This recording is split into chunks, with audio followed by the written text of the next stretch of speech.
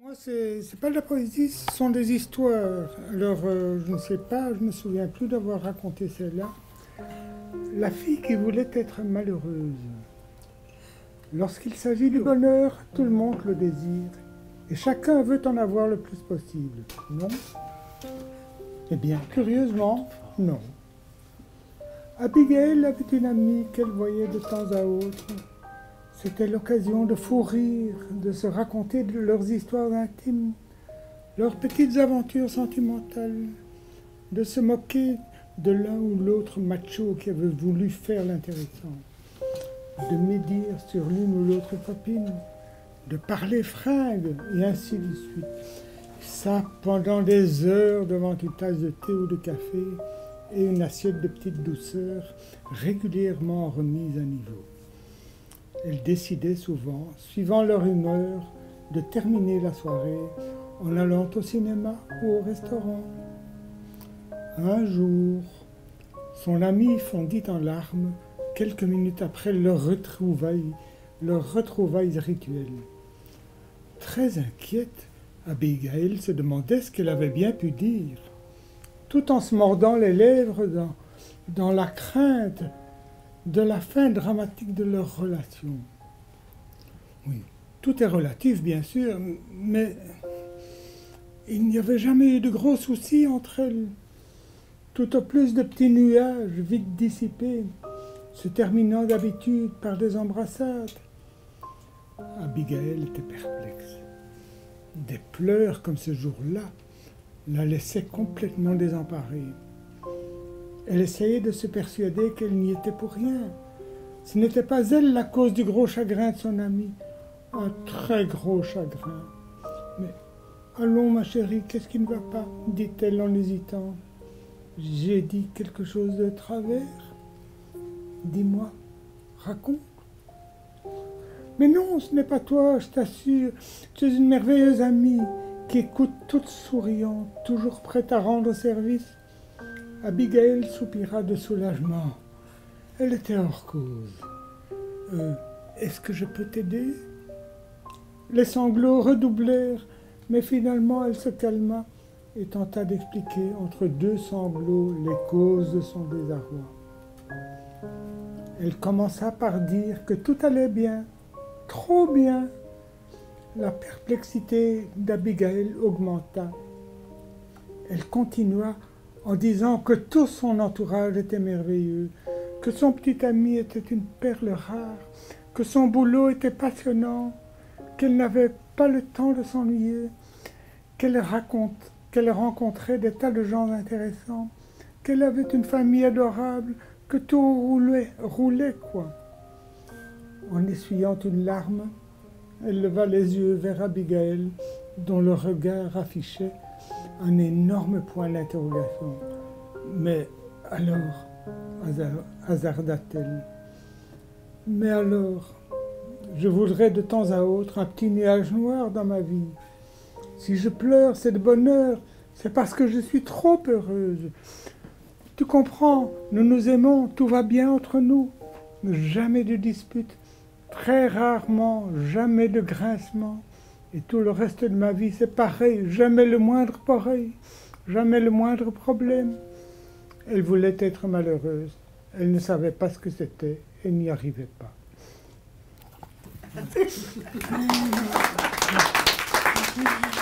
Et ce sont des poèmes brefs, de 3 lignes, on va dire des haïkus. Certains diront des tercets, bon, enfin, peu importe. Comme nous sommes en automne, j'ai choisi quelques tercets d'automne. Premier gel. Le chant enroué d'un coq. Chrysanthème. Les morts contemplent le cul des pots. 1er novembre. Cette année, les défunts font le pont. Crachin de Toussaint. L'indifférence des morts en prime. Potlack d'automne. Pour qui la plus grosse fleur? Regard envieux. Jour des morts. La mine réjouie de la fleuriste.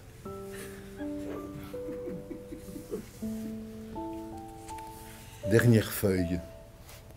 Un flocon passant l'emporte sous blanche escorte. Merci beaucoup. On n'arrête pas le progrès. Après la grosse Bertha et le chouère Gustave, c'est l'âge atomique, des drones et des robots guerriers, des fourmis rouges, des ordinateurs. Quand la marabunta gronde, c'est l'âge du papier envahissant, de la vitesse supersonique et des fusées massives de destruction. Non, non. Maintenant, on revient aux sbires et aux spadassins du Moyen-Âge ou de l'Antiquité. Maintenant, il y a quelques jours, on tue au couteau et à l'arc et flèche. C'est la fin des haricots. C'est le néolithique. Et vive la régression! Je n'ai que silence pour dire l'étoile, mes yeux d'espérance, de rêve se voilent. Je n'ai que silence pour dire la terre, toi d'une alliance, mon ciel éphémère.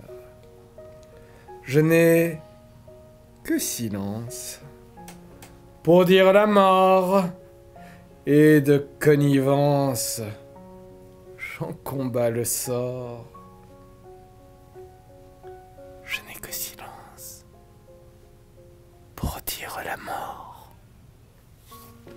Voilà un poème que nous devons à Moshe Machias, dont l'épouse de la compagne est ici. Texte extrait d'un recueil qui s'appelle Racines d'exil et qui a été publié en 1980 et que j'ai découvert avec plaisir. J'ai souhaité le partager avec vous. J'espère qu'il vous a plu. Merci beaucoup. Je vais refermer cette journée et sa moisson bâclée, prostrée mais calme. Comment dit-on cela en haut langage? Dans celui des gens d'ici, c'est quand la peine pour le jour a suffi. Jamais tu n'entendras à chaque jour suffit sa joie. Nous enfouissons dans notre terre si patiente et si douce de tout petits cercueils qui accueillent nos morts quotidiennes. Ainsi, refermons-nous le livre de la journée rituellement en deuil. Et pourtant, au dernier soir, aucune fosse ne suffira à engloutir nos jubilations, la gaieté brodée au revers de nos voiles ou dans l'ourlet de nos capes. Allegria, Goya, Gioia, gravez bien cela à la verticale de mon tombeau. Voilà. Un jour, ton âme a déposé ses pierres et les mots et les choses. Nue entre les secondes, lestée de ses rivages, la mer l'avait appelée un geste de la vague. Et comme un chien sauvage, elle dressa son regard. Paraguay, un ciel de chien la nuit, l'or vert de l'arbre ou l'écarlate. Tes yeux si doux, si bruns, la peau de terre que tu traînes, cheminant, rouge, entre racines et combustible. Paraguay, pas dans une autre histoire où l'Indien noie les pistes dans le cri de l'alcool. Paraguay, parmi tes bras d'eau tendre, j'irai rêvant encore à de sons musiciens qui mordent dans la vie. Bon, excusez-moi. Rouge, le feu, le sang, est-il une couleur plus ambivalente? Incendie ou braise du foyer? blessure béante ou énergie qui circule, fruit mûr ou poison. L'être humain est ainsi fait qu'il joue avec le feu, désir ou interdit. Toujours en équilibre sur le fil, amour ou enfer, sans savoir de quel côté il va tomber.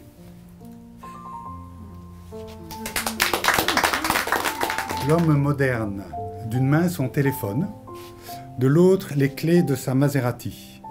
Il revient de la chasse au petit déjeuner. De sa bouche pend un lambeau de pain au chocolat. Donnez-moi un verre, je vous en tirerai un poème.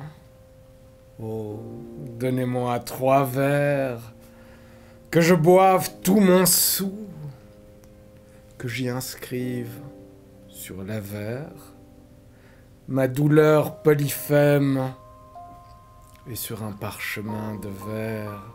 Oh, pour vos amours, 10 sous, donnez pour vos grands yeux flous. À présent, y danse quelques vers. Moi j'avance vers je ne sais où, poussé par un vent de travers. J'y cueille le blanc chrysanthème, sous un houx insensible à l'hiver, et de 3 clous me faire un totem, dont parleront les trous verts. Mon masque africain est d'envers, on y danse sur la nef des fous. Bruegel et Bosch y ont gueule à l'envers, la Joconde y est morte de tout. Et au dire du duc de Nevers, son sourire s'est noyé dans la boue. Toi, ma douleur, qui parle beaucoup, toi, Polyphème, mon frère convers, oh, tu vois la faux et la houe, qui agite cette farandole sévère. Moi, je la danse sur un air de Cordoue. J'ai jamais bien compris l'univers. Moi, je la danse sur un air de Cordoue. J'ai jamais bien compris l'univers. Mesdames et messieurs, je vous remercie. Monter vers la source, sans relâche, humaine destinée, comme une destination.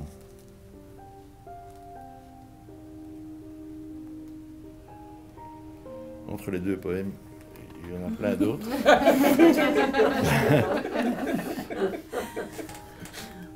Ainsi nous remontons jusqu'à la source, la main ouverte qui se déploie en 1001 rivières.